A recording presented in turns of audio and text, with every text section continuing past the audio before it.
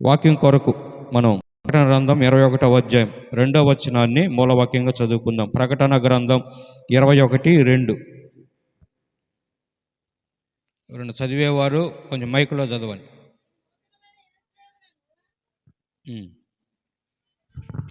నూతనమైన యెరూషలేము నా పరిశుద్ధ పట్టణమును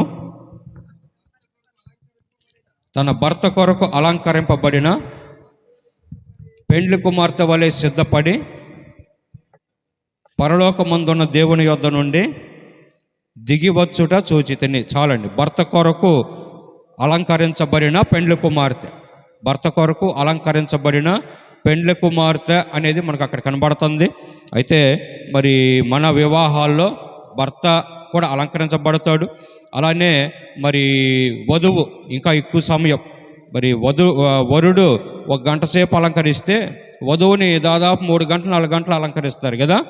మరి వరుడు వచ్చి అక్కడ స్టేజీ మీద కూర్చొని ఉంటే మరి చాలాసేపటికి 2 గంటల తర్వాత, గంట తర్వాత, 2 గంటల తర్వాత వధువుని అలంకరించి తీసుకొస్తారు. ఇది మనందరికీ తెలిసిన విషయమే. మన క్రైస్తవ వివాహాల్లో ఇవన్నీ ఇప్పుడు మనం చూస్తూనే ఉన్నాం. అలానే మరి పరమ వరుడు, మన వరుడు ప్రభువైన యేసుక్రీస్తు వారి కొరకు అలంకరించబడిన సంఘం, వధువు సంఘం అక్కడ మనకు కనబడుతుంది ఇప్పుడు మనం చదువుకున్న దాంట్లో కదా. ఆమె అలంకరించబడి భర్త కొరకు అలంకరించబడిందంట. ఇప్పుడు భర్త ఆమెను చూడగానే ఇష్టం పుట్టేటట్టుగా చాలా చక్కగా అలంకరించబడి దిగి రావటం చూస్తున్నాం మనం ప్రకటన గ్రంథంలో మనం చూడగలిగాం. సో అలంకరించబడిన పెండ్లి కుమార్తె అని అంటే 1 సంవత్సరం క్రితం మరి వారి వివాహం దినాన నేనే వాక్యం చెప్పాను. మీకు ఎవరు గుర్తుందో లేదో కానీ బుజ్జిపాష గారేమో వివాహం జరిగించారు, నేనే ప్రసంగం చేశాను, అక్కడ వాక్యం చెప్పాను. ఆ రోజున చక్క ఇద్దరిని అలంకరించి తీసుకొచ్చారు. సో ఇప్పుడు కూడా మంచిగా వాళ్ళు అలంకరించబడి ఉండొచ్చు.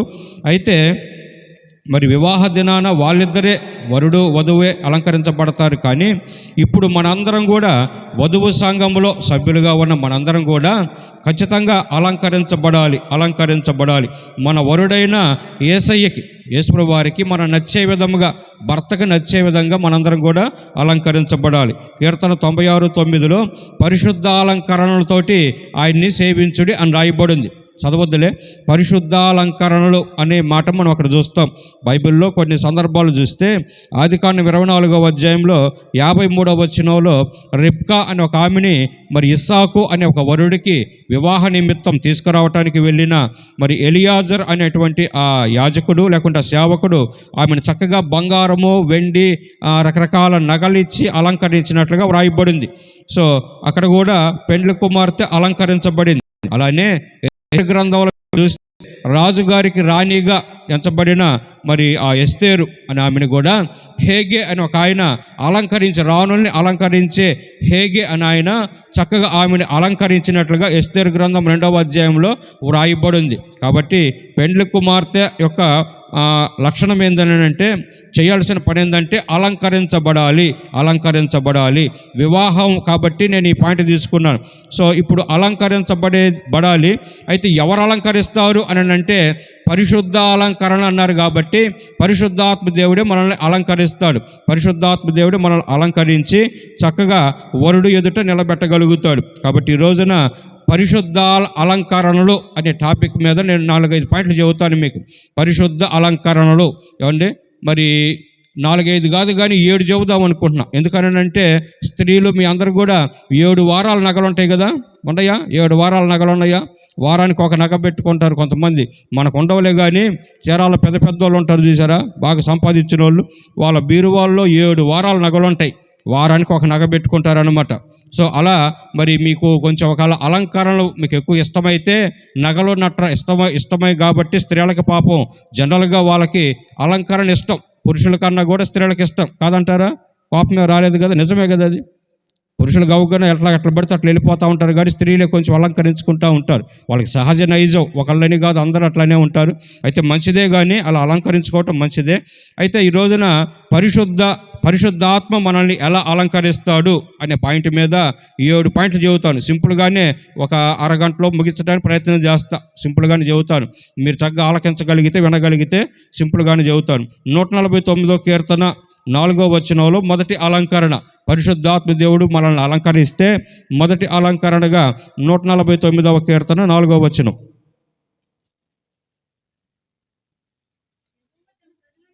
ఉమ్, ఉమ్. రక్షణతో అలంకరించును. ఏం అలంకారం అంటాం ఇది? రక్షణ అనే అలంకారం. రక్షణ అనే అలంకారం. ఏమండి స్త్రీలారా, పురుషులారా, ఇక్కడ గుర్తుపెట్టుకోండి, అలంకారాలు అని చెబుతున్నానని ఇది స్త్రీలకు సంబంధించింది అనుకోకండి. ఏమండి వధువు సంఘం అన్న చూసారా? వధువు సంఘంలో మనందరం కూడా సభ్యులే. స్త్రీలు పురుషులు అందరూ కూడా సభ్యులే. నమ్మి బాప్తిసం పొందిన మనందరం కూడా సభ్యులమే. కాబట్టి మరి వధువుని అలంకరించిన ఆ సందర్భాన్ని గుర్తు చేసుకుంటే పురుషులు అందరూ కూడా, పురుషులు కానీ స్త్రీలు కానీ అందరం కలిసి వధువు సంఘం కాబట్టి వధువు అలంకరించబడుతున్నట్లుగా మనం అలంకరించబడాలి. సంఘముగా మనందరం అలంకరించబడాలి అని అంటే మొదటి అలంకరణ రక్షణ అనే అలంకరణ. ఏమండి రక్షణ అనే అలంకరణ మీరు గుర్తుపెట్టుకోండి. మరి రక్షణ అనేది లేకుండా మనం ప్రభు దగ్గరికి వెళ్ళలేం, ప్రభువు ఎదుట నిలబడలేం, అసలు మన పరలోకానికే వెళ్ళలేం. రక్షణ అనేది చాలా కంపల్సరీ. ఇది ఆప్షనల్ కాదు. ఉంటే అవసరం ఉంటే తీసుకుందాంలే, లేకపోతే లేదులే, పర్లేదు, నేను ప్రార్థనకి వెళ్తున్నాను కదా, నేను అక్కడికి వెళ్తున్నాను అని అనుకుంటే కుదరదు. కంపల్సరీగా రక్షణ అనేది అందరికీ అది ఒక అలంకరణ. అలంకరణ అనేది మీరు గుర్తుపెట్టుకోండి. ఎవరిని నమ్మి బాప్తిసం పొందినవాడు రక్షింపబడును, నమ్మని వానికి శిక్ష విధించబడును.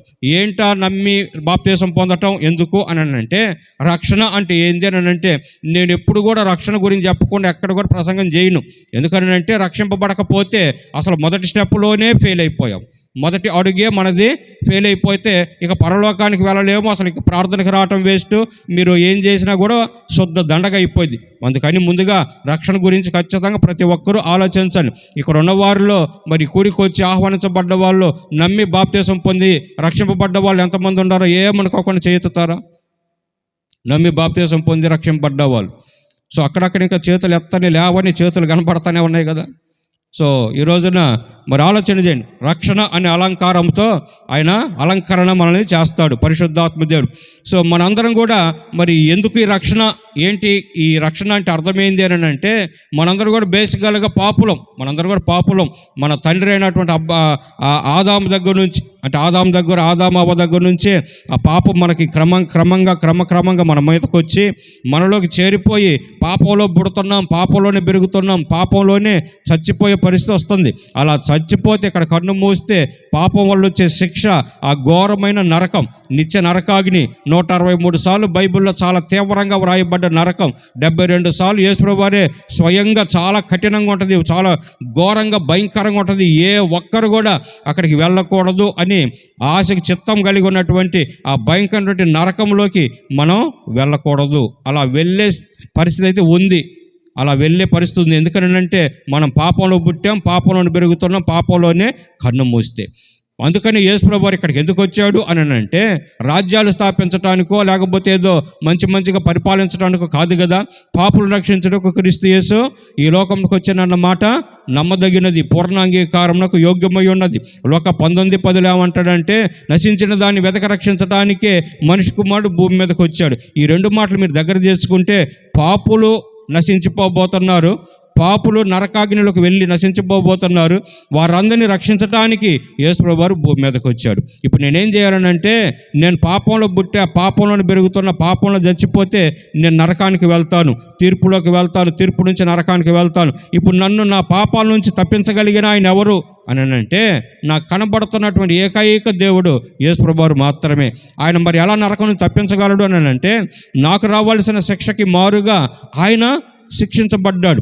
నాకు రావాల్సిన మరణాన్ని ఆయనే పొందుకున్నాడు. నాకు రావాల్సిన అవమానాన్ని ఆయనే భరించాడు. నా కొరకు అన్ని ఆయన ఆల్రెడీ భరించాడు, శిక్షను పొందుకున్నాడు. నా మీద రావాల్సిన శిక్షను కొట్టేశాడు. నేను ఇప్పుడు ఇది నమ్మితే, నా హృదయపూర్వకంగా నమ్మగలిగితే, ప్రభా నీ రక్తంలో కడుగు ప్రభా, నీ బలి అర్పణ ద్వారా నన్ను రక్షించు ప్రభా అని నేను ఎప్పుడైతే అడిగానో, ఆ రోజున నేను నా పాపాల నుంచి విడుదల పొందుకున్న రక్షణ అనేది నేను పొందుకోగలిగా. 2008 జూన్ 6వ తారీఖున నేను ఈ పని చేశాను. ఈ పని చేసి మీరు సముద్రం దగ్గరకు వచ్చి వచ్చి సముద్రంలో బాప్తిసం తీసుకున్నా. అప్పుడు నమ్మి బాప్తిసం పొందినవాడు రక్షింపబడును అన్న మాట ప్రకారంగా నేను కూడా రక్షణ పొందుకున్నా. ఇప్పుడు నన్ను పరిశుద్ధాత్మ దేవుడు రక్షణ అనే అలంకారంతో అలంకరించాడు. ఇప్పుడు ఈ అలంకరణ లేకపోతే అసలు నేను పోయి ఆయన ముందు నిలబడే పరిస్థితే లేదు. అర్థమైందండి పాయింట్ మీకు? వరుడైన యేసుప్రభువు వారి ముందు నిలబడాలి అని అంటే అసలు ఉండాల్సిన మొట్టమొదటి అలంకరణ ఏంటంటే రక్షణ అనే అలంకరణ. రక్షణ అనే అలంకరణ. ఆలోచన చేయండి. కాబట్టి ప్రియ సహోదరి సహోదరులారా, మరి మీ అందరూ కూడా రక్షణ అనే అలంకరణ పొందుకోవటానికి ప్రయత్నం చేయండి. 1 పేతురు పత్రిక 3వ అధ్యాయం 4వ వచనం. పేతురు రాసిన మొదటి పత్రిక 3:4.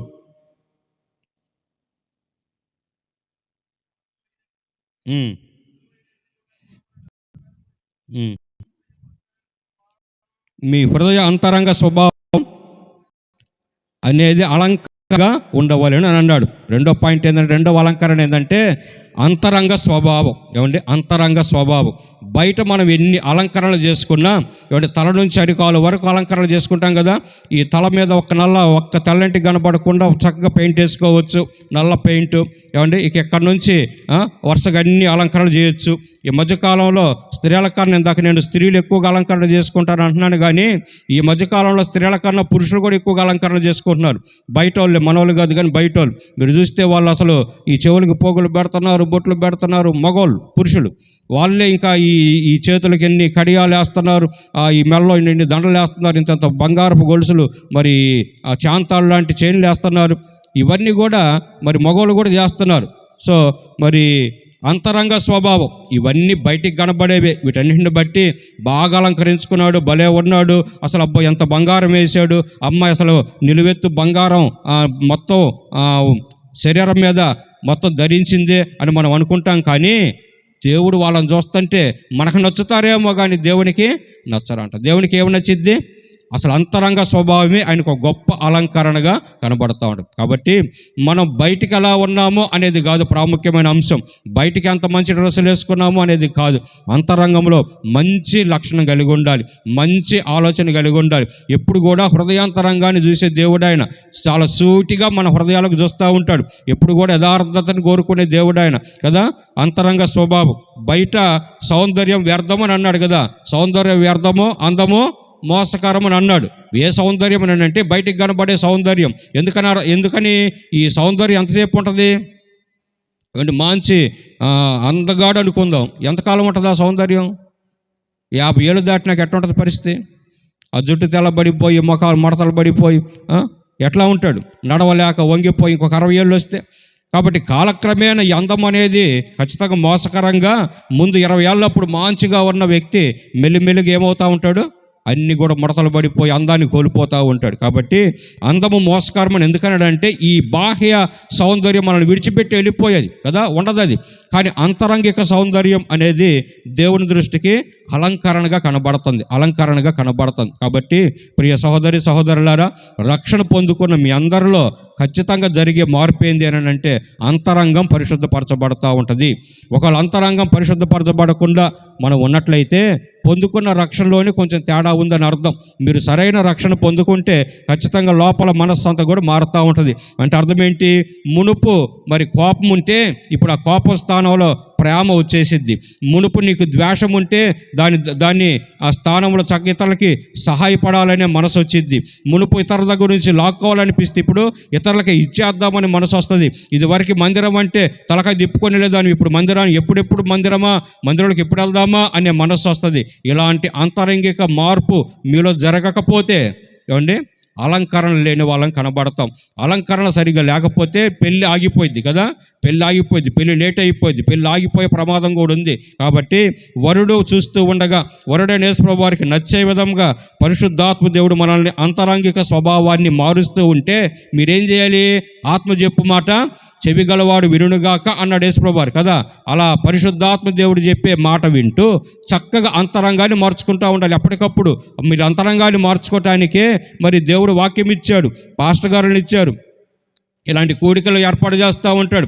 మేము వచ్చి మొత్తుకుంటూ ఉంటాం. ఇక్కడికి వచ్చి మీరు కూడా బాగుంటారు, ఆశీర్వదించబడతారు, దీవించబడతారు అంటలా. నేను ఏమంటున్నాను? అంతరంగ స్వభావాన్ని మార్చుకోండి అని అంటున్నా. ఎందుకని? మీరు మార్చుకుంటే ఎలా కనబడతాం? అలంకరించబడ్డ పెండ్లి కుమార్తెలాగా కనబడగలుగుతాం. లేకపోతే వికారంగా కనబడతాం. మనం చూడంగానే బయటికి బాగుండొచ్చు, ఎర్రగా బొర్రగా ఉండొచ్చు, ఎంత ఎత్తు ఉండొచ్చు, మంచిగా స్టైల్గా ఉండొచ్చు, చూసే వాళ్ళందరూ అబ్బా ఏ ఉండాడు, సినిమా హీరోలాగా ఉండాడు అనుకోవచ్చు. కానీ అంతరంగ స్వభావాన్ని బట్టి దేవుడు ఏం చేస్తాడు? ఏంద్ర వాడి ముఖం ఎంత దరిద్రంగా ఉంటాడు అని అనుకుంటాడు. నేను నల్లని దాననైనను సౌందర్యవంతురాలని అనింది కదా. పరమగీతాల్లో షూలమ్మితి అనే కన్య, ఆమె ఎవరని అంటే వధువు సంఘం. నల్లనిదే కానీ అంటే బాహ్యంగా సౌందర్యమే కనపడదు, నల్లనిదే కానీ అంతరంగికంగా సౌందర్యవంతురాలు, నా ప్రియుడు నన్ను మెచ్చుకునేంత సౌందర్యవంతురాలని అంటుంది. అలా మనందరం కూడా అంతరంగిక స్వభావాన్ని మార్చుకుంటూ ఖచ్చితంగా ఆయనకి ఇష్టంగా బతకటానికి సిద్ధపడండి. ఈ రోజున మార్పు జరగాలి మనలో. మనస్సు ఎప్పటికప్పుడు మారుతూ ఉండాలి, అంతరంగ స్వభావం చక్కగా మంచిగా మారుతూ ఉండాలి, ఆయనకి నచ్చే విధంగా మారగలగాలి. అలానే పేతురు రాసిన మొదటి పత్రిక 5వ అధ్యాయం 5వ వచనం. పేతురు రాసిన మొదటి పత్రిక 5:5.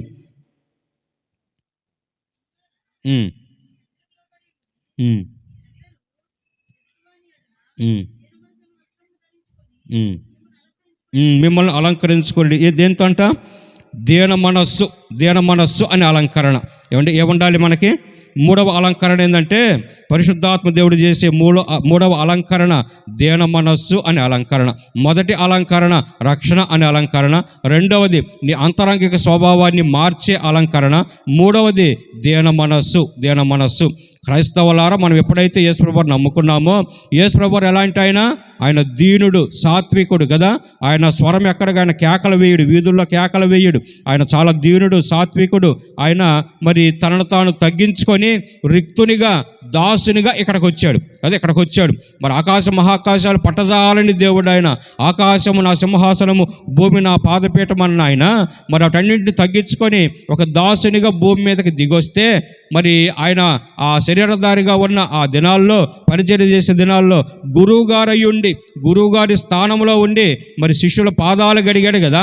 అంత తగ్గించుకున్న యేసుప్రభువుని నమ్ముకున్న మనం ఈ రోజున హెచ్చించుకున్నావు అనుకోండి, మనం హెచ్చించుకున్నావు అనుకోండి, బైబిల్ రాసింది కదా, తాను హెచ్చించుకునేవాడు తగ్గించబడును, తాను తగ్గించుకునేవాడు హెచ్చింపబడును. కాబట్టి ఎప్పటికప్పుడు మనం దీన మనస్సు కలిగి ఉండటం అది అలంకరణగా దేవునికి కనబడుతూ ఉంటుంది. యేసుప్రభువు వారికి మంచి అలంకరణ కనబడుతూ ఉంటుంది. ఎప్పటికప్పుడు మనం సాత్వికంగా ఉండటం, నా దేవుందులే ప్రభా, నా దిక్కు మొక్కు నువ్వే ప్రభా, నేనేమయ్యను నీ కృపైనయ్యా, నేను నీ పాదపీఠం వద్ద ఉన్నాను ప్రభా అని మనం ఎప్పుడు మనం తగ్గించుకునేవారిగా ఉండాలి. ఆయన బలిపీఠం దగ్గర వానకోవెలకి మరి గూటి స్థానము దొరికింది, పిచ్చుకకి అక్కడ నివాస స్థలం దొరికిందని 84వ కీర్తనలో రాయబడింది. ఆ మాట చదివినప్పుడల్లా నేను అనుకుంటా, నాతో పాటు మా సహోదరుడు మేము అనుకుంటా ఉంటాం, అయ్యా ఆ వానకోవెల లేకపోతే ఆ పిచ్చుక వాటికన్నా కూడా మేము హీనులం, వాటికన్నా కూడా ఇంకా దీనులం, అయినా కానీ నీ పాదపీఠం మాకు నివాస స్థలంకు దొరికింది, చాలా స్తోత్రమయ్య, వందనాలయ్య అనుకుంటూ ఉంటాం. అందుకని ఎప్పుడు కూడా మనం తగ్గించుకొని దీన మనస్సు కలిగి ఉండి, ఎందుకనంటే బైబిల్ చెబుతుంది చాలా క్లియర్గా, గర్వ హృదయులు ఆయనకి ఇష్టమా? హేయులు కదా, హేయులు అంటే నీ గర్వం వచ్చి గర్వం స్టార్ట్ అయ్యి అది కనుక మెల్లిగా పెరుగుతూ ఉంటే ఏమైంది తెలుసా? ఒక దినానికి గర్వాంధురం అయిపోతాం, ఆయనకి హేయులం అయిపోతాం. ఆయన గనక తన దగ్గరికి తీసుకోకపోతే ఎక్కడ ఉంటాం తెలుసా? ఎక్కడ ఉంటాం? ఆయనకి హేయులైన వాళ్ళందరూ ఎక్కడ ఉంటారు? ఆయనకి ప్రియులైన వాళ్ళందరూ ఆయనతో పాటు పరలోకంలో ఉంటే, ఆయనకి హేయులైన వాళ్ళందరూ ఆయనకి ఇష్టం లేని నరకంలో కాలిపోయే ప్రమాదం ఉంది. 163 సార్లు నరకం గురించి రాయబడి ఉంది. 72 సార్లు యేసుప్రభువు చెప్పాడు. నరకం అంటే సింపుల్గా తీసుకోబాకండి, వాళ్ళు అట్లని చెబుతూ ఉంటారు, తెల్ల బట్టలు వేసుకుంటారు, తెల్ల జుట్లు వేసుకుంటారు, పని పాట లేకుండా పొద్దాకలు నరకం గురించి చెబుతారు, పరలోకం అంటారు. ఎవడు చూసి వచ్చారు అనుకోబాకండి, చూసి వచ్చిన ఆయన చెబుతున్నాడు, చూసి వచ్చిన ఆయన చెప్పాడు. ఏమంటే పరలోకాన్ని చూసి వచ్చిన ఆయన చెప్పాడు. ఎవరైనా? యేసుప్రభువు. నేను పరలోకం నుంచి దిగి వచ్చిన జీవాహారం నేనే అన్నాడు. ఆయన పరలోకం నుంచి వచ్చాడు, పరలోకం ఎలా ఉందో చెప్పాడు, నరకాన్ని ఆయనే సృష్టించాడు, నరకం ఎంత ఘోరంగా ఉంటుందో, ఎంత భయంకరంగా ఉంటుందో ఆయన చెప్పాడు. ఈ రెండు ఖచ్చితంగా ఉండబోతున్నాయి. ఇక్కడ కన్ను మూసిన మరుక్షణాన మరి ఈ మాటలన్నీ విని చక్కగా రక్షింపబడితే ఆయనతో పాటు పరలోకంలో ఉంటాం, పరదేశంలో. ఆయన మాట వినకుండా ఏముందిలే కానీ అని ఈజీగా తీసుకొని వదిలేశారా, ఇక్కడ కన్ను మూసిన మరుక్షణాన ఆ భయంకరమైన నరకంలో కళ్ళు తెరుస్తాం, పాతాళంలో కళ్ళు తెరుస్తాం. మీ ఇష్టం. కాబట్టి మరి దీన మనస్సు అనే అలంకరణ, గర్వం మన దృష్టికి ఎప్పుడు మన దగ్గరికి రాకూడదు. ప్రతి విషయంలో అతిశయము, గర్వం అనేది రాకుండా చక్కగా ఎప్పటికప్పుడు దీన మనస్సు కలిగి మరి చక్కగా మనం మరి దీనులముగా ఎప్పుడు కూడా హెచ్చించుకోవటం అనేది మనలో అసలు ఉండకూడదు.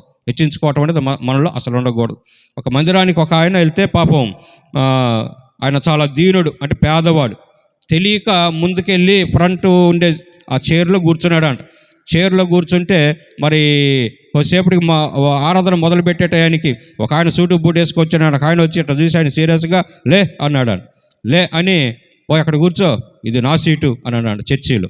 ఏమండి, ఇప్పుడు రేపటి దినాన నేను అనుకుని ఆయన వచ్చి పాప నా దగ్గర బాధపడ్డాడు. అయ్యా ఇట్లా జరిగింది, నాకు భలే మనసు ఒక్కసారిగా బాధ అనిపించింది, నాకు తెలియదు, నేను పోయి ముందు కూర్చుంటే బాగా కనబడిద్ది, బాగా వినబడిద్ది అని నేను కూర్చున్నాను, ఆయన వచ్చి ఇట్లా అన్నాడు అని బాధపడితే నేను అన్నా, నువ్వేం బాధపడబాకలే, రేపటి దినాన ఇదే సీను పరలోకంలో ఆయనకి జరిగిద్దిలే అన్నాను.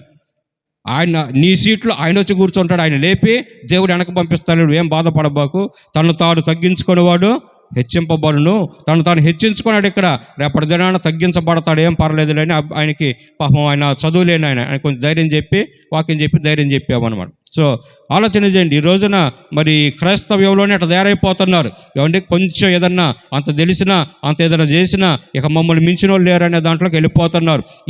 ఈ గర్వము, ఈ అతిశయం అనేది మనకు వద్దు. దీన మనస్సు అనే అలంకారాన్ని మనం ఎప్పుడు ధరించుకొని ఉండాలి. సామెతల గ్రంథం 3వ అధ్యాయం 22వ వచనం. సామెతలు 3:22. 7 వారాల నగల గురించి చెబుతున్నా, అందుకని ఫాస్ట్గా వెళ్ళిపోతున్నా, టైం అయిపోతుందని మీరు తర్వాత మళ్ళీ స్టడీ చేయండి.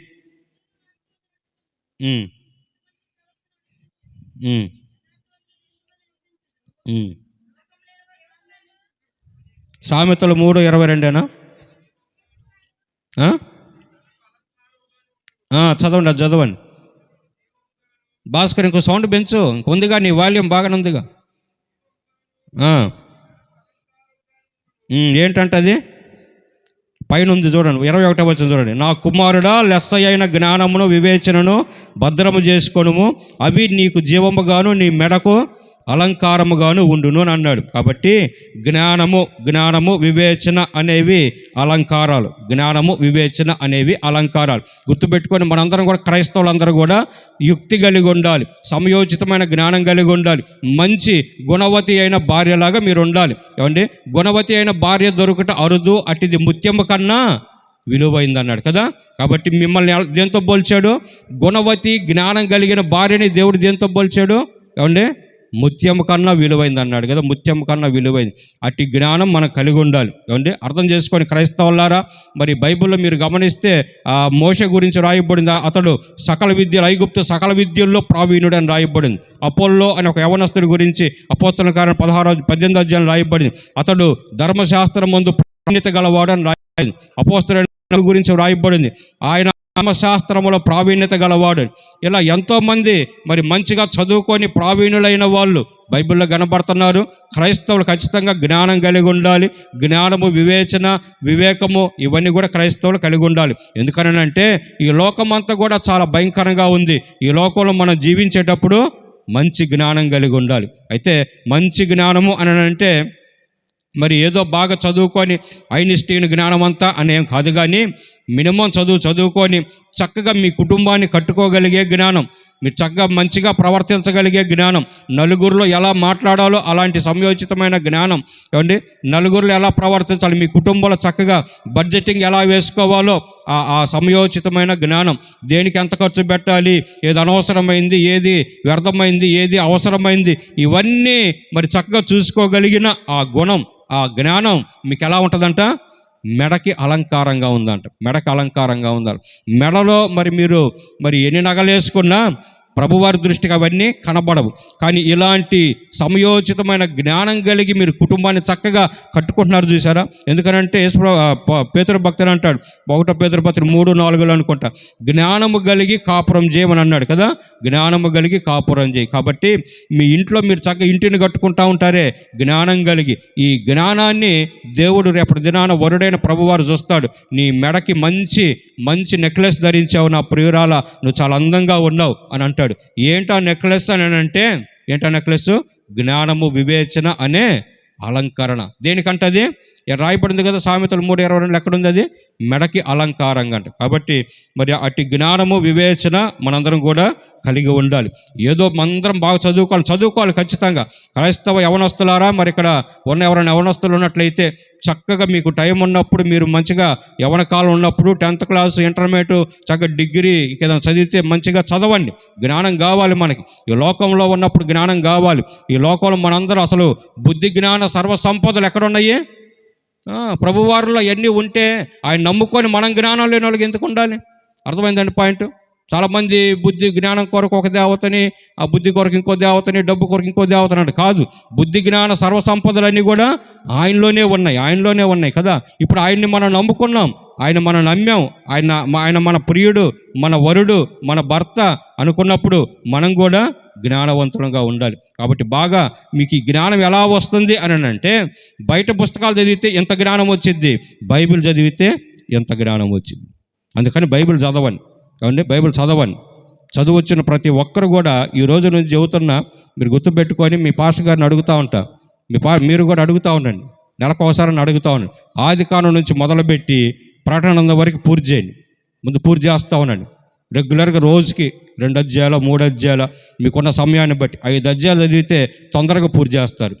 క్రైస్తవ పాస్టర్ గారులు సంవత్సరానికి 2 సార్లు బైబిల్ పూర్తి చేయాలి, విశ్వాసులు ఒకసారి పూర్తి చేయాలి. ఇది క్రమం. ఇది లేకపోతే మందిరంలో కుదరదు. మామూలుగా అయితే మీరు చదువు వచ్చిన వాళ్ళందరూ, చదువు రానోళ్ళు ఏమంటే, నాకు తెలిసి అక్షరం ముక్క రానోళ్ళు పట్టుదలతో బైబిల్ చదివిన వాళ్ళు ఉన్నారు. అక్షరం ముక్క రాదు, మా కాలేజీకి వచ్చినప్పుడు చెప్పారు, అన్న అక్షరం ముక్క రాయలేను, చదవలేను, కానీ నాకు గుండెల నిండా ఆశ ఉందన్న నేర్చుకోవాలని అన్నాడు. మాకు రూల్స్ విరుద్ధమైన కృపను బట్టి, దేవుడి కృప ఉంది కదా, మేము కూడా అట్లా పైన వాళ్ళకి చెప్పుకొని వాళ్ళు కొంచెం పర్మిషన్ తీసుకొని అవకాశం ఇచ్చాం. అవకాశం ఇస్తే జరిగిందని తెలుసా, సంవత్సరం అయిపోయేటప్పటికి లాస్ట్కి వచ్చేసరికి మేము కీర్తన చదువుతూ ఉంటాం. ఇప్పుడు ఆ కాలేజీలో ఆ క్లాస్లో కీర్తన ఒకటి చదువుతూ ఉంటాం. ప్రతిరోజు ఒక కీర్తన చదవాలి, ఒక అధ్యాయం. ఇక లాస్ట్కి వచ్చేసరికి ఇంకొక 4 రోజుల్లో క్లాసులు అయిపోతాయి. ఆయన వచ్చి అన్నాడు, రేపు ఏ కీర్తన చదువుతున్నారన్నా అని అన్నాడు. రేపు పలానా ఏదో 150 130 కీర్తన అనుకుంటానని అంటే, నేను చదువుతానన్నా అన్నాడు. ఆయన వచ్చిన రోజు ఏమన్నా తెలుసా, అక్షరం ముక్క రాదు, అయినా మీరు ఆశ ఉంది చేర్పించుకోండి అన్న అని బతిమలాడితే మేము దాదాపు గంట సేపు ఆలోచించి చేర్చుకున్నాం. సరే కానీలేని ఆయన సంవత్సరం అయిపోయేసరికి ఆయన నేను చదువుతాను ముందుకొస్తే ఎన్ని తప్పులతో చదువుతాడో నేను చూస్తా ఉన్నా. మీరు నమ్ముతారో నమ్మరో కానీ ఒక్క తప్పు లేకుండా వాక్యం చదివాడండి ఆయన. మీ వాళ్ళ ఇక్కడే ఎక్కడ అతను ఆయన ఏమండి. మరి ఎందుకని ఆయన ఎలా చదవగలిగాడు? ఆయన గుండెల్లో ఉన్న ఆసక్తి. మీరు కూడా ఆశపడండి, దేవుడు ఖచ్చితంగా నడిపిస్తాడు. బైబిల్ చదవటం మొదలు పెట్టండి ఈ రోజు నుంచి. చక్కగా చదవకండి. మరి మామూలుగా కుర్రోళ్ళు ఉన్నారు, మీరు చదువు నెగ్లెక్ట్ చేయొద్దు దయచేసి. మీరు చదవండి, మీకు అన్ని రకాలుగా ఈ లోకంలో చదువు ఉపయోగమే, రేపటి దినాన్ని పరలోకానికి వెళ్తానికి కూడా చదువు ఉపయోగమే. చదువుకోండి, బాగా చదవండి. జ్ఞానము వివేచన అనేది అసలు మనసు వస్తుంది. ఎందుకనంటే బుద్ధి జ్ఞాన సర్వసంపదలు కలిగి ఉన్న దేవుడు మన దేవుడు కదా. కాబట్టి మనందరం కూడా బాగా చదువుకొని, మీ అందరూ కూడా బాగా చదవండి. అదే మనకి అలంకారంగా రేపు దేవుడు చూడబోతున్నాడు. సామెతలు 20:29 యవనస్తుల బలము వారికి అలంకారము అని అన్నాడు. యవనస్తుల బలము, యవనస్తులు కూడా ఉన్నారు కాబట్టి మరి మీరు బలవంతులు, మీకు కూడా అలంకారం ఒకటి ఉంది. మీకు అలంకారం ఏంది అని అంటే మీ బలమే అని అంటున్నాడు. మీ బలమే. ఎందుకనంటే మీరు యవ్వన కాలంలో మంచి 20 ఏళ్ళ అప్పుడు ఎట్లా ఉంటారు? మంచి దృఢంగా, బలంగా, శక్తిగా, ఏ పని అయినా అవలేలగా చేయగలిగేటట్టు ఉంటారు కదా. ఆ బలమే మీకు అలంకారం అంట. అయితే ఆ బలం మీకు ఎలా వస్తుంది అని అంటే 1 యోహాను పత్రిక 2వ అధ్యాయంలో మీరు చూస్తే 14వ వచనంలో వాక్యము, ఆ యవనస్తులారా మీలో వాక్యము నిలిచి ఉంది కాబట్టి మీరు బలవంతులు అని అంటాడు. సో మీరు ఎలా బలవంతులయ్యారు? బూస్ట్ దాగి బలవంతులయ్యారా, లేకపోతే మంచి మటన్ తిని బలవంతులయ్యారా అని అంటే అవన్నీ శారీరకంగా అయితే ఉండొచ్చేమో, కానీ మీరు బలం, నిజమైన బలం, ఆత్మ బలం పొందుకోవాలి అని అంటే మీలో వాక్యం నింపబడాలంట. మీలో వాక్యం నిలిచి ఉంది కాబట్టి మీరు బలవంతులు అని అంటున్నాడు. కాబట్టి యవనస్తులారా మరి మీ అందరూ కూడా బాగా వాక్యాన్ని చదవండి, వాక్యంతో నింపబడండి. మీరు పరిశుద్ధంగా జీవించగలుగుతారు, బలంగా ఉండగలుగుతారు. ఎందుకు మనం బలంగా ఉండాలి అని అంటే, మనము ఈ లోకంలో మనకు ఒకడు ఉండాడు, ఒక విరోధి, ఒక శత్రువు, ఒక భయంకరమైనవాడు. ఎవడాడు? అపవాది. వాడు ఎప్పుడు కూడా మన మీదకి ఏదో రకంగా వస్తూ ఉంటాడు. వాడిని జయించాలి అని అంటే మనం బలవంతులం కావాలి. ఎలా బలవంతులం అవుతామని అంటే వాక్యమే. కాబట్టి బాగా యవనస్తులారా, ప్రాముఖ్యంగా వాడితో యుద్ధం చేసేది ఎక్కువగా యవనస్తులు. ఎందుకంటే యవన కాలంలో ఎక్కువ శోధనలు ఉంటాయి. వాడు శోధిస్తూ ఉంటాడు. బయటకు వెళ్ళంగానే ఈ సినిమా భలేగుందంట అంటాడు ఫ్రెండ్, ఈ వీడియో చూసావా అసలు సూపర్ అంటాడు. లేకపోతే ఆ కొత్త బార్ పెట్టారు, కొత్త మందు వచ్చిందంట, ఇప్పుడు తాగావా అసలు ఎట్లా ఉంటుందని కూడా తాగావనుకో స్వర్గమే అని అంటాడు. ఇలాంటి శోధనలన్నీ వాళ్ళకి వస్తూ ఉండగా వాక్యంతో నింపబడితే బలంగా, ధైర్యంగా వాడిని ఎదిరించగలుగుతాం. రక్షణ పొందుకున్న మా అబ్బాయి 16 ఏళ్ళకి రక్షణ పొందుకున్నాడు, బాప్తిసం తీసుకున్నాడు. కాలేజీకి వెళ్తూ ఉండేవాడు. కాలేజీకి వెళ్తూ ఉంటే ఆ సినిమా ఒకటి వచ్చింది, బాహుబలి అనే సినిమా. వాళ్ళ ఫ్రెండ్స్ అందరూ చుట్టూ చేరి వాడిని చెవుల్లో ఏమంటారు దాన్ని ఏగల్లాగా కందరేగల్లాగా గోల పెట్టారని. అది ఏమది సినిమా చూస్తే తప్పేందంట, ఊరక మీరేంది మనం తిది, అసలు ఆ బాహుబలి సినిమా చూడు ఎంత బాగుంది అనుకున్నా, అసలు ఆ సెట్టింగ్స్ అయ్యి అన్నారు. అంటే ఆడు అన్నాడంట, అంతకన్నా పెద్ద పెద్దవి ఉండేలా మాకు మేము చూడం ఆ సినిమా, చెత్త సినిమా అని అన్నాడంట. మీ కోపం వచ్చింది, చెత్త సినిమా అన్నాను. ఫ్యాన్స్ ఎవరైనా ఉండారా? తీసి పడేయండి అలాంటివి కదా, ఇది చెత్త కదా ఇవన్నీ కూడా. ఏమండి? సో మా అబ్బాయి ఎలా జయించగలిగాడు? నేను అడిగా, మరి నీకు చూడాలనిపించలేదా అంటే, నాకు అసలు ఎందుకు చూడాలనిపించింది డాడీ, నాకు అసలు చూడాలనిపించట్లేదు అని ఎందుకు అనగలిగాడు అని అంటే, ఆడు మంచోడు అయ్యుండి కాదు, వాడు రక్షణ పొందుకున్నాడు, రక్షణ అలంకారం పొందుకున్నాడు. అలానే వాక్యంతో నింపబడతా ఉన్నాడు. ఎప్పుడు చిన్నప్పటి నుంచి వాడు కుహ తెలిసిన దగ్గర నుంచి వాక్యమే ఏం తెలియదు, వాక్యంతోనే ఉన్నాడు, వాక్యంతో పెరుగుతూ ఉన్నాడు. ఆ వాక్యం నింపుకున్నాడు. వాడికి బాహుబలులైనా గీహుబలులైనా వాడి చెత్తతో సమానంగా తీసుకున్నాడు. సో సోదరులోకి పోలా. అందుకని యవనస్తులారా, మీరు వాక్యంతో నింపబడండి. అదే మీకు బాహుబలం అంత ఎక్కువ. ఏమండి? మంచి బలం పొందుకుంటారు. ఆ బలమే మీకేందంట? ఏమండి? అలంకారం. యవనస్తుల్లో ఆయన చూసే అలంకారం ఏంటనంటే, మీ బలము ఎలా వచ్చిద్దా బలం అని అంటే, వాక్యము ద్వారా బలం పొందుకోగలుగుతాం, ఆయన ఆత్మ ద్వారా బలం పొందుకోగలుగుతాం. పేతురు రాసిన మొదటి పత్రిక 3వ అధ్యాయం 5వ వచనం. పేతురు రాసిన మొదటి పత్రిక 3:5.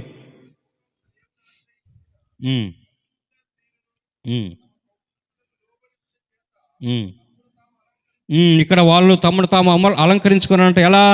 లోబడుట చేత. కాబట్టి 6వ అలంకరణ, 7 వారాల్లో 6వ వారం నగ ఏంది అని అంటే లోబడుట. ఏమండి? లోబడాలి. భర్తలారా, భార్యలారా, మీ భర్తలకి లోబడాలి. లోబడే స్త్రీలు ఉన్నారు ఇక్కడ? ఉంటే మీరు చేతులు ఎత్తే చప్పట్లు కొట్టిస్తారు. భర్తలకు లోబడే స్త్రీలు ఉన్నారా? భర్తల్ని మరి కను సైగులతో లేకపోతే చిటికేసి భర్తల్ని తిప్పే వాళ్ళు ఉన్నారా? అది వాక్య విరుద్ధం, దేవుడు ఒప్పుకోడు, గుర్తుపెట్టుకోండి. మీ భర్తలు ఖచ్చితంగా మీకు దేవుడిచ్చిన మీ భర్తలు మీరు గౌరవించాలి. అబ్రహాముని శారా తన జీవితకాలంలో ఏమని తెలుసా?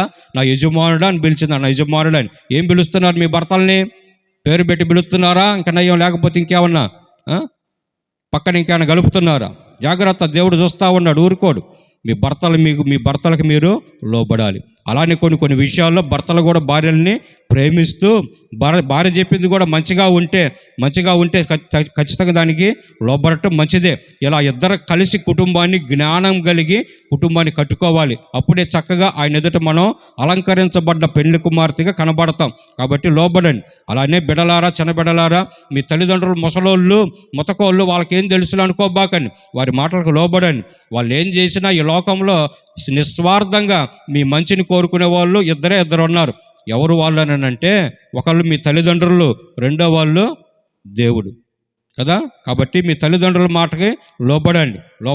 పెళ్ళైన తర్వాత చక్కగా మీ భార్యను ప్రేమిస్తూ మీ భార్యకు లోబడండి. అలానే భార్యలారా, మీ తల్లిదండ్రులకు లోబడండి. పెళ్ళైన తర్వాత మీ భర్తకి సంపూర్ణంగా లోబడండి. ఇది దేవుని క్రమం, ఇది దేవునికి చక్కగా అలంకరణగా కనపడింది. అలానే సంఘ సభ్యులారా, మీ పాస్టర్ గారికి లోబడండి. ఆయన దేవుడు మీ కొరకు ఏర్పాటు చేసుకున్న నాయకుడు. మిమ్మల్ని దేవుడిలోకి నడిపించడానికి దేవుడు ఈ ప్లేస్లో, ఈ ప్రాంతంలో కొద్ది మందిని దేవుని దగ్గరికి నడిపించడానికి. ఇప్పుడు మేము పాస్టర్లం అయ్యామంటే ఊరంతా నడిపించాం కదా. కొంత మేరకు మాకు దేవుడు అప్పగిస్తాడు. అప్పగించినప్పుడు మేము నమ్మకంగా పనిచేస్తూ ఉన్నప్పుడు మీరు కూడా పాస్టర్ గారికి లోబడాలి. పాస్టర్ గారి నోట దేవుడి వాక్యం ఉంటుంది కాబట్టి పాస్టర్ గారికి లోబడితే ఆయన వాక్యానికి లోబడినట్టు మీరు వాక్యానికి లోబడాలి. దేవునికి అల్టిమేట్గా చివరిగా అందరికన్నా ఎక్కువగా మనకు లోబడాల్సింది ఎవరికైనా అంటే దేవునికి లోబడాలి. ఇవన్నీ మెల్లిగా భర్తకు లోబడటం నేర్చుకుంటే, తల్లిదండ్రులకు లోబడటం నేర్చుకుంటే, పాస్టర్ గారికి లోబడటం నేర్చుకుంటే చక్కగా వాక్యానికి లోబడతావు, దేవునికి కూడా లోబడగలుగుతావు. అసలు లోబడటం అనే లక్షణమే లేదు. కాలు మీద కాలు వేసుకునే లక్షణం ఉంటే రేపటి దినాన వెళ్ళే పరిస్థితే లేదు. అందుకని లోబడుట అనే అలంకరణ మీ అందరూ కూడా పొందుకోవాలి, ఖచ్చితంగా పొందుకోవాలి. అందరం కూడా ఎవరికి వాళ్ళు లోబడే మనస్సు. మరి యేసు ప్రభువారు కుమారుడికి ఇక్కడికి వచ్చి అన్ని విషయాల్లో తండ్రికి సంపూర్ణ విధేయత చూపించాడంట కదా, సంపూర్ణంగా తండ్రికి లోబడ్డాడు. కాబట్టి మనందరం కూడా మరి ఎవరికి లోబడాలో దేవుడు ఏర్పరిచిన క్రమాన్ని బట్టి చక్కగా లోబడండి. పాష గారికి చక్కగా లోబడుతూ ఆయన పరిచర్య ఏదని చెబితే దాంట్లో చక్కగా మీరు అందరికీ సిద్ధపడి రావటం, చక్కగా చేయగలిగిన పని చేయటం, ఇవి లోబడతాం అంటే కదా. అలా లోబడండి. ఇప్పటికీ మీరు చక్కగా లోబడుతున్నారని మేము అనుకుంటున్నాం. ఎందుకనంటే వాళ్ళు ఎన్నో పరిచర్యలు చేస్తూ ఉన్నారు. వాటన్నిటి బట్టి మీ సహకారము, మీరు లోబడకపోతే అవన్నీ చేయలేరు. కాబట్టి మీరు చక్కగా లోబడుతున్నారు అనుకుంటున్నాం. అయితే ఇంకా ఎవరైనా ఇంకా లోబడిన వాళ్ళు ఉంటే పాష గారికి లోబడండి, సంఘానికి లోబడండి, వీటన్నిటికన్నా వాక్యానికి లోబడండి. ఇప్పుడు ఈ వాక్యం విన్నారు కదా, వాక్య ప్రకారం మీరు మార్చుకున్నారనుకో, అప్పుడు వాక్యానికి లోబడిన వాళ్ళు అవుతారు. అట్లానే చెబుతారులే, కానీ ఏముంది ఎంతమంది లేదు, ఈయన ఒకడు ఏముందిలే పోని, వాక్యం ఏముందిలే అందరూ చెబుతూ ఉంటారని అని వెళ్ళిపోతారు చూసారా, అప్పుడు వాక్యానికి లోబడలేదు. ఆ లోబడుట అనే అలంకరణ మీరు మిస్ అయిపోయారని అర్థం. సో ఈ రోజున వాక్యానికి లోబడండి. చివరి మాట చెప్పి ముగించుకుందాం. తిమోతికి రాసిన మొదటి పత్రిక 2వ అధ్యాయం 10వ వచనం. తిమోతికి రాసిన మొదటి పత్రిక 2:10. చెప్పుకొని స్త్రీలకు అన్నాడంట. అంటున్నాడు ఏమని చెప్పుకుంటున్నారు? దైవభక్తి, మేము చాలా భక్తి పరులం అని చెప్పుకుంటారంట కొంతమంది స్త్రీలు. చదవయ్యా.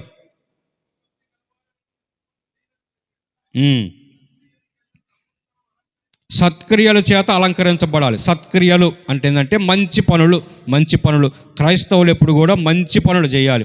క్రైస్తవులు ఎప్పుడు కూడా మీకు ఉద్యోగం ఉంటే, దేవుడు మీకు ప్రేమించి ఉద్యోగమో, మంచి వ్యాపారం, మంచి ఏదైనా వృత్తి ఉంటే వాటిలో న్యాయంగా ఉండాలి. వాటిలో చక్కగా మంచిగా యథార్థంగా ఉండగలగాలి. యోబును చూసి న్యాయవంతుడు, యథార్థవంతుడు అని సాక్ష్యం ఇవ్వగలిగాడు దేవుడు.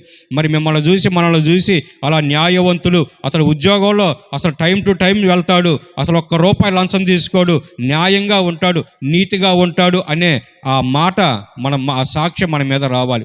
ఆమె నిజంగా ఆ తల్లి ప్రార్థన కాలతో మొదలుపెట్టింది, తలెత్తదు, అసలు నోట్లోంచి ఒక పరుషమైన మాట రాదు, చాలా స్మూత్గా మాట్లాడిద్ది, చాలా మంచి ఆమె, చాలా ప్రార్థనా పరురాలు అనే సాక్ష్యం మన మీద రావాలి. అలానే ఇంకా మీరు దేవుని కొరకు మరి కార్యాలు అంటే అర్థం ఏంటంటే, ఇప్పుడు మీ పాస్టర్ గారు కొంతమందికి భోజనాలు పెడుతున్నారు. ఎందుకు పెడుతున్నారు అలా?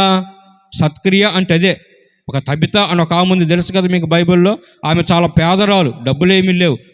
ఆమెకు తెలిసిన వృత్తి ఏంటంటే స్వెటర్లు అల్లుతూ ఉండేది. చలి కోట్లు అంటారు కదా, అవి అల్లుతూ ఉండేది. అల్లు ఏం చేసేదంటే చాలా అల్లేది, ఒక 15-20 అల్లిందనుకో, అమ్మేసుకుంటే చక్కగా ఆమెకు డబ్బులు వస్తాయి, ఒక 10,000-15,000. కానీ ఏం చేసేదంటే చుట్టుపక్కల ఉన్న వాళ్ళకి పాపం పేదోళ్ళు ఎవరైతే ఉంటే వాళ్ళకి ఫ్రీగా ఇచ్చేస్తూ ఉండేది. అక్కడ రాయబడింది, సత్క్రియలు చేయు తబిత అనే ఒక ఆమె ఉండెను అని రాయబడింది.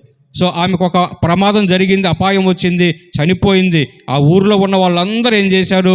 ఆ మొక్కతే, బంధువులు ఎవరు లేరు, కానీ ఊరిలో ఉన్న వాళ్ళందరూ బంధువులు అయిపోయి ఆమెకు వచ్చి ఆమె కోసం ప్రార్థన చేయమని పేతురుని తీసుకెళ్తే, పేతురు వచ్చి ప్రార్థన చేస్తే చనిపోయినా మరలా తిరిగి లేపబడింది, లేచింది, మళ్ళీ జీవించింది, మళ్ళా బతికిందా. సత్క్రియలు అనేవి మనం ఎప్పుడు కూడా చేస్తూ ఉండాలి. మీకు ఎదురుగా ఎవరన్నా నిస్సహాయంగా ఉంటే వారిని మీరు ఆదుకోవాలి. ఏదో ఒక ₹100 ఇచ్చి ఆదుకోవటము, ఒక 500 అవసరమైతే ఇవ్వగలగటము, అలానే ఏదన్నా అవసరమైతే ఏమైనా ఉంచుకొని కూడా, మరి ఇంట్లో మంచి చేపల కూర ఉంచుకొని, అమ్మ వదిన ఏం కూర వండావనంటే, అసలు ఈరోజు ఏం వండలే పచ్చడే అని చెప్పాకండి. ఆ చేపల కూరలో సగం ముక్కన్న వాళ్ళకి ఇవ్వండి. రేపటి దినాన్ని దేవుడు ఇటన్నిటికి లెక్క రాసుకుంటాడు. నిజంగా అవసరమైన వాళ్ళకి మన సహాయం చేయటమే క్రైస్తవం అంటే. మదర్ తెరీసా అని ఒక ఆమె ఉంది కదా, ఆమె ఆ ఊరును వదిలిపెట్టి అక్కడికి వచ్చి, ఉద్యోగం వదిలిపెట్టి అక్కడికి వచ్చి, మరి తనకున్న ఆస్తులు అంతస్తులన్నింటినీ కూడా ఇక్కడున్న పేదవారికి సహాయం చేసి, రోగగ్రస్తులకి స్వస్థపరిచి ఎంత మంచి పని చేసింది ఆమెను అడిగితే, ఎందుకు ఇలా చేసావమ్మా అని అంటే, యేసు వారి ప్రేమ నన్ను అట్లా చేయించింది అని ఇందంట.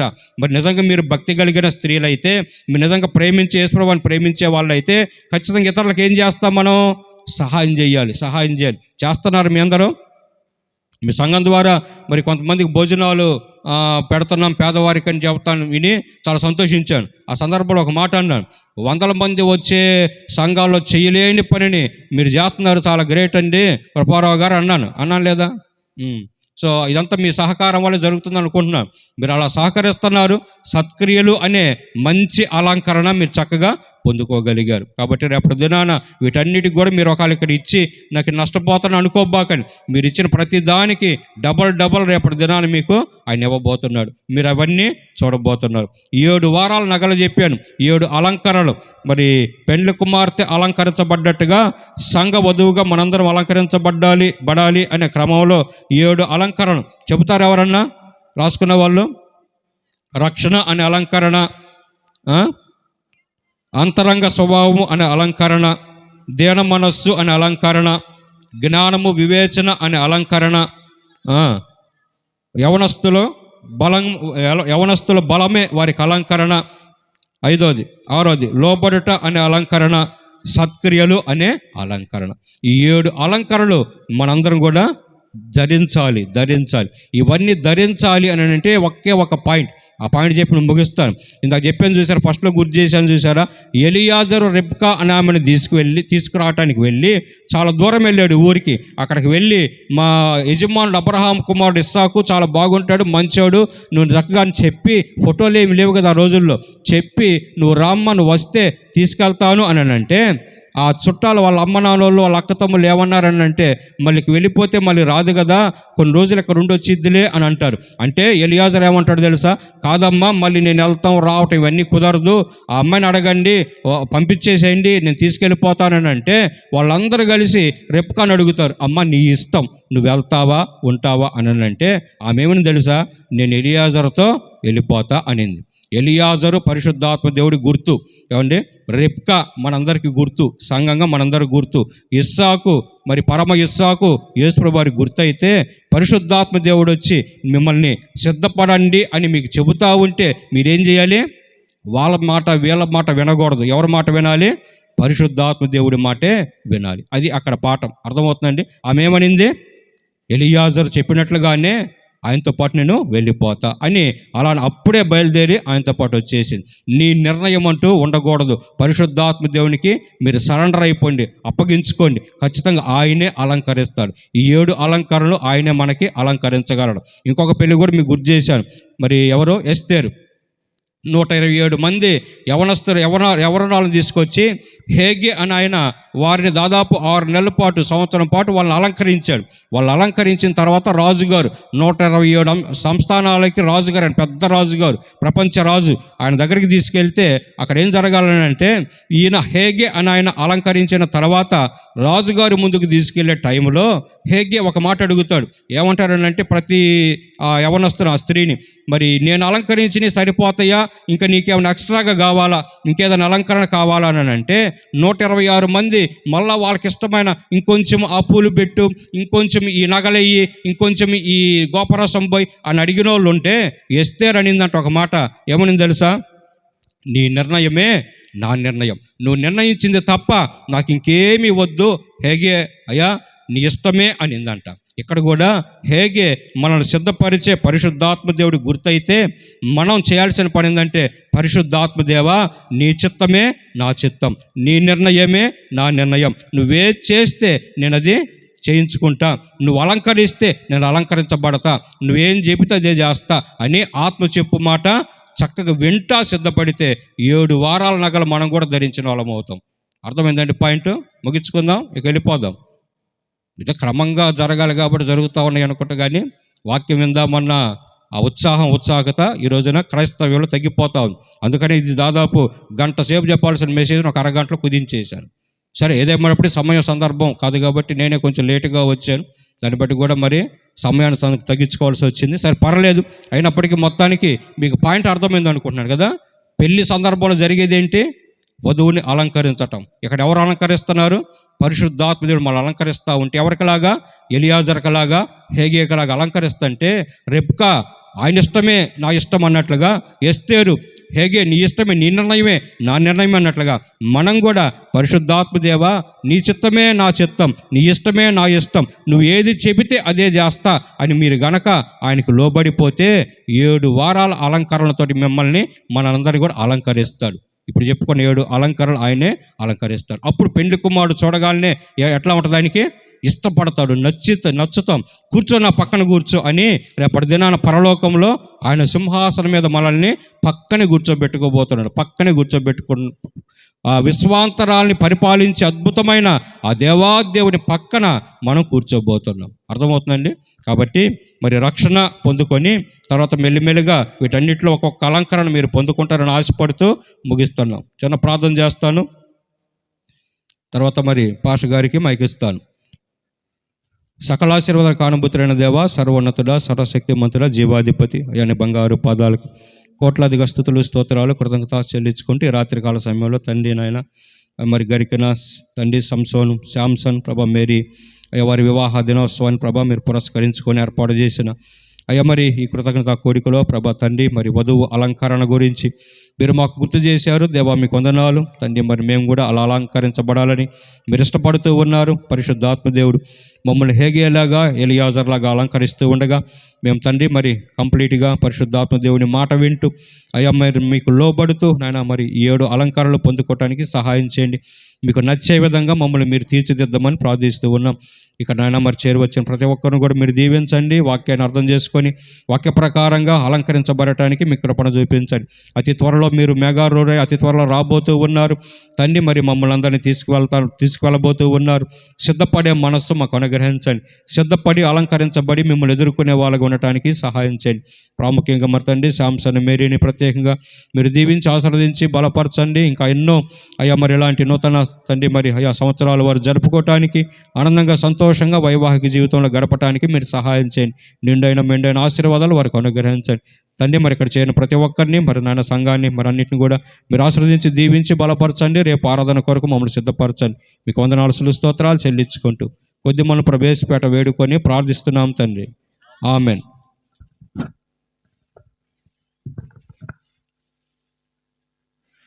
దేవునికి స్తోత్రం. మంచి విషయాలు ఈరోజు మనము నేర్చుకున్నాం పిల్లరా. ఎవరి ద్వారాగా నేర్చుకున్నాము అని అంటే మనమందరూ కూడా ఇక్కడ కూడుకోవడానికి 2 దంపతులు అవసరమై ఉన్నారు. దేవునికి స్తోత్రం. ఆ దంపతుల ద్వారాగే మనమందరూ కూడా ఈ సంవత్సరం కూడుకొనినాం. మరి సంవత్సరం అంతా కూడా 365 రోజులు కూడా కంటికి రెప్పలా కాపాడబెట్టే మనం ఈ కృతజ్ఞత కూడిక పెట్టుకొని సేవకులు మన మధ్యలోనికి వచ్చి 7 సంగతులను గురించి మనకు చెప్పడం జరిగింది. అలంకరణ, రక్షణ అలంకరణ, తర్వాత వాక్యముతో అంతరంగాన్ని స్వభావంతో ఆ వాక్యం అన్న దాన్ని మనము సరి చేసుకుంటే పిల్లరా, ఈరోజు బయట అలంకారం తప్ప హృదయం అలంకారం అయితే ఎవరిలో కనపడట్లేదు. దయచేసి గమనించండి. బిడ్డలకి 2 కూడా వివాహమై సంవత్సరము మరి ఈరోజుకి కరెక్ట్గా ఈరోజు జరిగింది. మరి 2వ సంవత్సరంలోనికి అడుగు పెట్టబోతున్నారు. వారి జీవితం ఇంకా అన్యోన్యంగా చక్కగా దేవుని యొక్క సేవలో, దేవుని యొక్క మహాకృపలో వారిద్దరూ కూడా కలిసి నడవలసిన అవసరత ఉంది. దేవుని కొరకు ఎన్ని బాధలు వచ్చినా, ఎన్ని శ్రమలు వచ్చినా, ఎన్ని కష్టాలు వచ్చినా ముందుకు నడిచి వారిగా మరి వాళ్ళు ఉండాలని వారి కొరకు మిమ్మల్ని అందరినీ పిలుచుకోవాల్సిన కారణాలు ఏంటంటే వారి కొరకు మీరు ప్రార్థన చేస్తారని, మీ అనుదినం ప్రార్థనలో జ్ఞాపం చేసుకుంటారని, ఇటు చావుకులు కానీ కూడి వచ్చిన బిడ్డలు కానీ సంఘ బిడ్డలు కానీ మరి మీ అనుదినము మరి సాము కొరుకొని మరి కొరకు ఇద్దరు వారి దాంపత్య జీవితం ఎల్లప్పుడూ నమ్మకమైన బిడ్డలుగా దేవుని కొరకు బ్రతకాలని మీ అనుదినము ప్రార్థనలో జ్ఞాపం చేసుకుంటారని, అలాగే చావుకులు చక్కటి విషయాలు ఈరోజు మనకు తెలియబెరిచిన ఆ చావుకులకి పిలగాని రావటము మరి సమయం కొద్దిగా వెనకైనప్పుడు కూడా సమయానికే ముగించి మన చేతికి ఇవ్వటం జరిగింది. ఆలస్యమైందని చెప్పి బాధపడకుండా చక్కటి విషయాలు తెలియబెరిచిన చావుకులకి ప్రత్యేకమైన వందనాలు. దయచేసి గమనించిన పిల్లరా, మరి మీరు అనుదినం వారి కొరకు ప్రార్థన చేయాలని కోరుకుంటూ ఉన్నా. ఇలాంటి సంగతులు జరుగుతున్న ప్రతి చోట మనం కూడా వెళ్ళి ప్రార్థన చేయాలని కోరుచూ ఉన్నాం.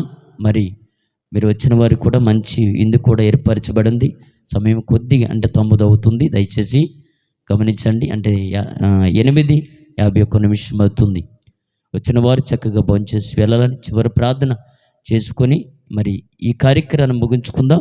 దయచేసి చివరి ప్రార్థన చేయడానికి మన మధ్యలో చిట్టుబాబు గారు ఉన్నారు. మరి ప్రార్థన చేయాలని కోరుచూ ఉన్నాం.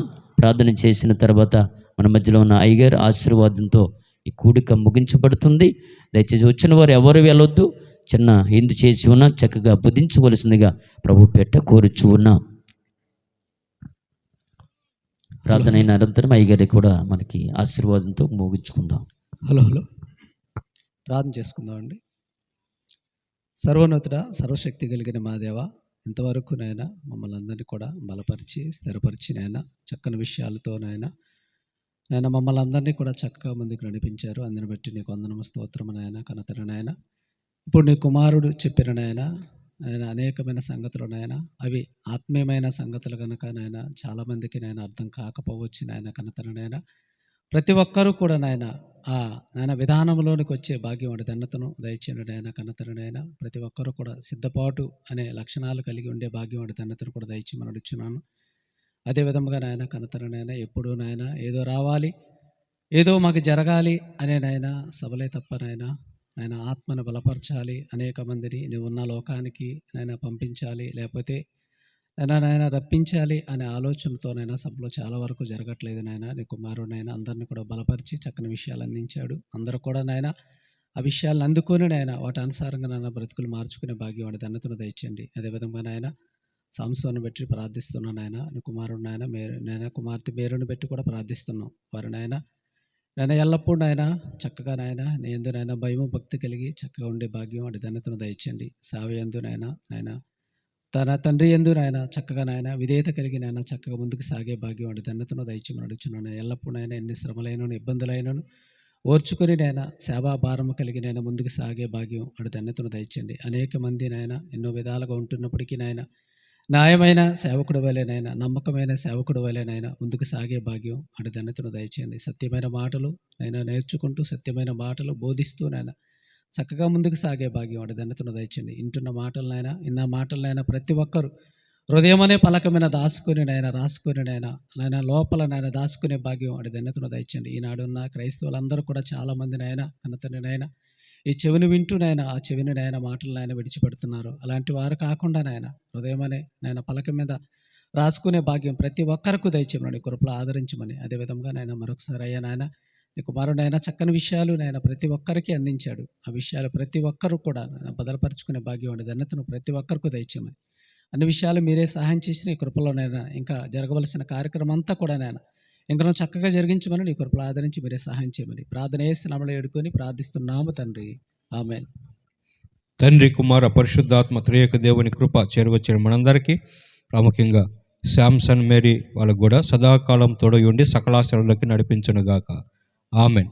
అందరికీ వందనాలు. అందరికీ వందనాలండి. దయచేసి ఎవరు వెళ్ళవద్దు.